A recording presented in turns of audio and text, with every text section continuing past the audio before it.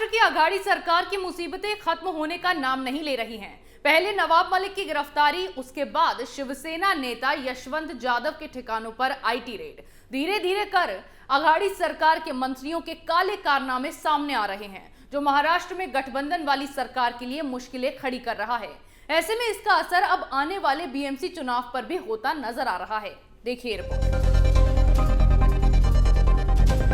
महाराष्ट्र में महाविकास अघाड़ी सरकार के बुरे दिन शुरू हो चुके हैं। एनसीपी नेता नवाब मलिक पर तो ईडी का शिकंजा कसा जा चुका है। अब धीरे धीरे अघाड़ी सरकार के और भी मंत्रियों को लपेटे में लिया जा रहा है। ऐसे में आने वाले दिनों में बीएमसी समेत कई नगर पालिकाओं के चुनाव होने हैं।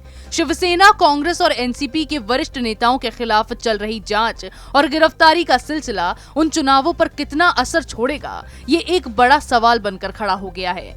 इतना ही नहीं, साल 2024 में होने वाले लोकसभा और विधानसभा चुनाव में इसके असर का आकलन किया जा रहा है।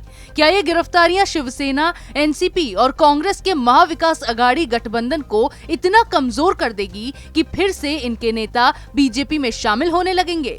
क्योंकि पिछले चुनावों में ये देखा गया था कि शिवसेना, कांग्रेस और एनसीपी के कई नेता बीजेपी में शामिल हुए थे और कई लोग कतार में खड़े थे। अब तक अघाड़ी सरकार के अनिल देशमुख और नवाब मलिक मनी लॉन्ड्रिंग के आरोप में गिरफ्तार किए जा चुके हैं। इस बात की भी संभावना है कि वरिष्ठ एमवीए नेताओं की गिरफ्तारी और उनके खिलाफ चल रही इंक्वायरी से तीनों ही दलों के नेताओं और वर्करों का मनोबल कमजोर हो जाएगा।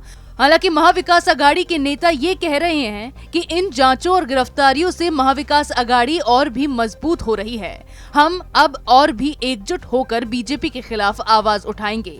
लेकिन कुछ दिनों बाद बीएमसी चुनावों का ऐलान हो जाएगा, जिसमें ये पता चलेगा कि महाराष्ट्र के इस हाई वोल्टेज ड्रामे का बीएमसी चुनाव पर कितना प्रभाव पड़ता है।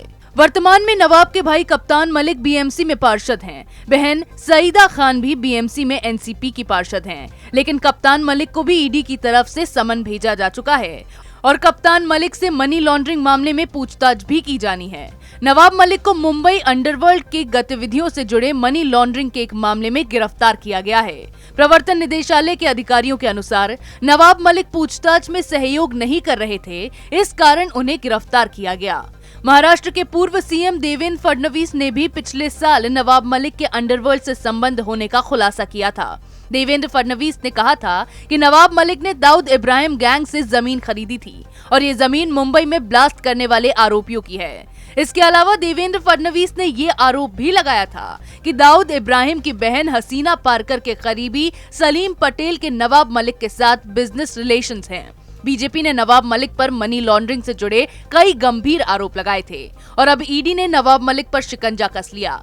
लेकिन इस गिरफ्तारी से अब महाविकास अघाड़ी सरकार पूरी तरह से बिखरती नजर आ रही है और आने वाले बीएमसी चुनाव, जिसमें अघाड़ी सरकार का दबदबा है, उसमें एमवीए के लिए मुश्किल खड़ी होती नजर आ रही है।